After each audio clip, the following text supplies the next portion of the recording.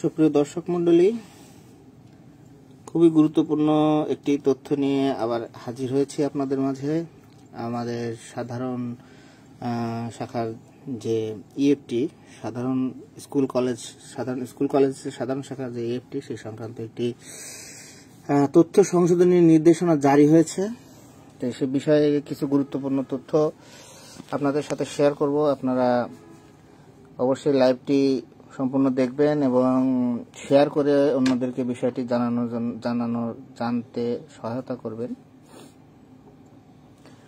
তে আমি আজকে চিঠিটি হয়েছে, আমি চিঠিটি আপনাদের একটু পড়ে শোনাই।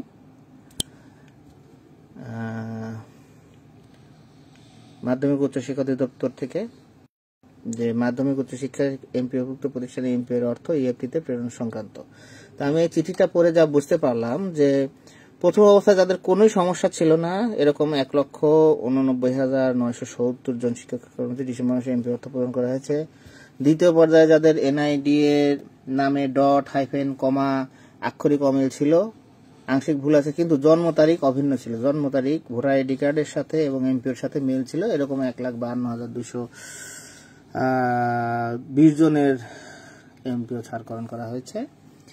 এবং ইতিমধ্যে তৃতীয় এফটি প্রেরণ করা হয়েছে। এমপিওর নাম এবং এনআইডি এর নাম অভিন্ন, কিন্তু জন্ম তারিখ একই বছরে।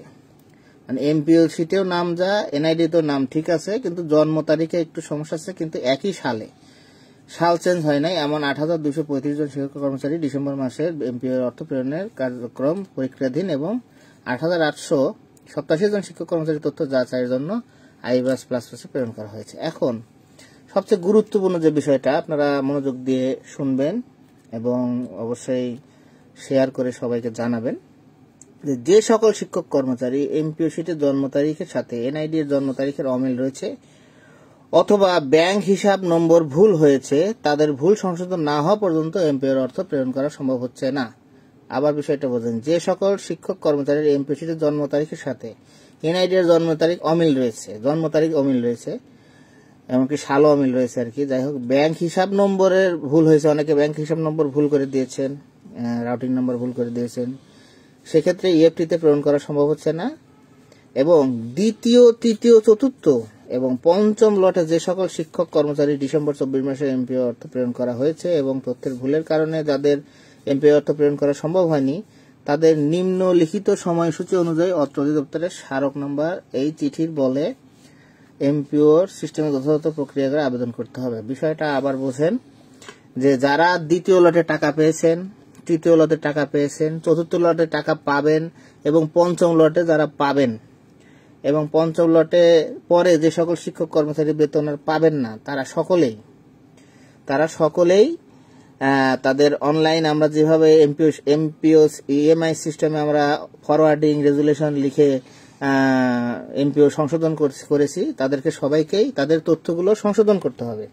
মানে দ্বিতীয় লটে যাদের কমা হাইফেন সেমিকলন ছিল তাদেরটা সারতে হবে, তৃতীয় লটে যাদের ওই জন্ম তারিখে কিংবা ইয়ে ছিল তাদেরটা ছাড়া হয়েছে তাদেরও সারতে হবে, চতুর্থ লটে যাদের সারবে তাদেরও সারতে হবে এবং পঞ্চম লটে যাদের সারবে তাদেরও সারতে হবে। অর্থাৎ বিষয়টি ক্লিয়ার, সবাই বিষয়টি বুঝবেন যে প্রথম ধাপে যারা টাকা পেয়েছেন তাদের শুধু সংশোধন করা লাগবে না, বাকি সবাইকেই তথ্যটি সংশোধন করতে হবে এবং যথাযথ প্রক্রিয়া আবেদন করে এমপিও শিটের তথ্য অনলাইনে সংশোধন হলে তা স্বয়ংক্রিয়ভাবে এমপিও ডাটাবেজে সংরক্ষিত হবে।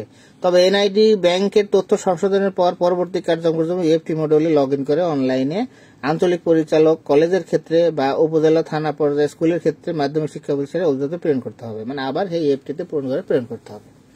প্রতিষ্ঠান প্রদান কর্তৃক দাখিলকৃত এফটিতে অর্থ প্রেরণ করার জন্য প্রয়োজনীয় এমপিও তথ্য সংশোধন অনলাইনে আবেদন প্রচলিত এমপিও আবেদনের শিডিউলের বাইরে, প্রচলিত যে আমরা শিডিউলটা পাই সেই শিডিউলটার বাইরে, আমরা সাধারণত জানি যে জোড়া মাসে 6 তারিখের মধ্যে আবেদন হয়, কিন্তু আমাদের এখানে বেজোড় মাসে মার্চ মাসের সুযোগ দিয়েছে, মার্চ মাসে আমাদের 6 তারিখের মধ্যে আবেদন করতে হবে এবং স্কুল পর্যায়ে সেটা উপজেলা থেকে 11 তারিখে অগ্রাহ্য করবে এবং 17 তারিখে জেলা অগ্রহণ করবে, 30 তারিখে এবং 7 তারিখের মধ্যে মাওসিয়াটে। মোট কথা এপ্রিল মাসের 7 তারিখের মধ্যে সকল তথ্য সংশোধন করতে হবে। না হলে এখানে একটা কথা আছে যে তথ্য ভুলে অন্যথায় ভুল তথ্যের কারণে এপ্রিল 2025 মাস থেকে তাদের এমপিও অর্থ প্রেরণ সংক্ষেপে বন্ধ হবে। মানে আপনারা সবাই এটুকু আশ্বস্ত হতে পারেন যে মার্চ মাস পর্যন্ত আপনাদের বেতন ভুল থাক আর শুদ্ধ থাক ঢুকবে, কিন্তু আপনাদের এই তথ্যগুলো সংশোধন করতে হবে।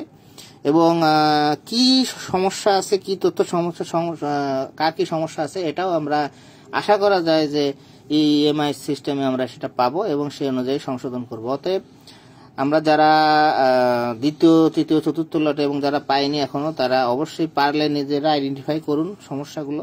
আর তথ্য তো কি কি সমস্যা সেটা আপনাদের আইডেন্টিফাই করে দেওয়া হবে ইনশাল্লাহ।